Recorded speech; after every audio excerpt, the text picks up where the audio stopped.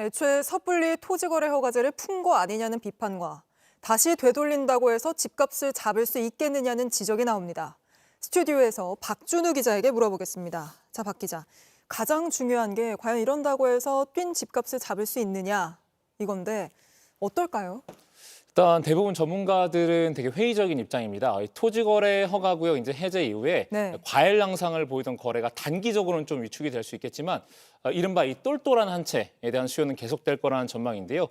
일각에선 정부가 오히려 어딜 사야 할지 찍어줬다 이런 얘기까지 나옵니다. 이번 규제에서 빠진 이 마포나 성동, 강동 이 지역이 풍선 효과로 인해서 거래가 늘 가능성도 배제할 수는 없습니다.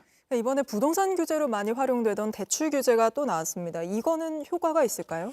금융당국이 오늘 규제 대상인 자치구 4곳에 대해서 이제 집중 대출 관리에 나서겠다라고 이제 방침을 밝혔는데 이런 방침에 따라서 주택담보대출 내주는 시중은행들은 이미 수도권에 집 한 채 갖고 있는 사람, 또 전세 끼고 사려는 갭 투자자에 대해서 대출을 중단할 가능성이 커졌습니다. 앞으로 주목할 건 오는 7월 더 강화되는 이 DSR 규제인데요. 이미 지난 9월부터 2단계가 시행이 되고 있었고 7월에 3단계가 시행이 된다는 건데 이때부터는 규제를 받는 대출 종류가 확대가 되고 한도도 줄어들 수가 있어서 부동산 시장의 변곡점이 될 거란 이런 관측도 나옵니다.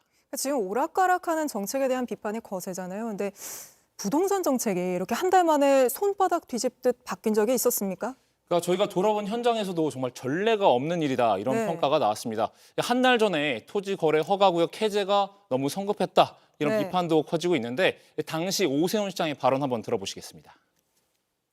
그런데 그동안 사실 풀고 싶었는데 당연히 풀어야죠. 재산권 행사를 임시적으로 막아놓고 있는 거 아닙니까? 그런데 그동안 아시다시피 부동산 가격이 폭등을 해서 잘못하면은 그 기름을 붓는 그런 그 역기능이 있을 수 있기 때문에 과감하게 풀지를 못했고요.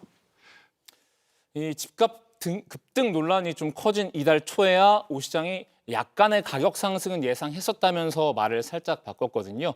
결국 이 사전 조율도 안 된 오판으로 피해는 내 집 마련을 준비하던 시민들이 고스란히 떠안게 됐습니다. 알겠습니다. 박준우 기자는 여기까지 짚어보도록 하고요. JTBC 뉴스를 시청해 주셔서 고맙습니다. 저희는 저녁 6시 30분 뉴스룸에서 뵙겠습니다.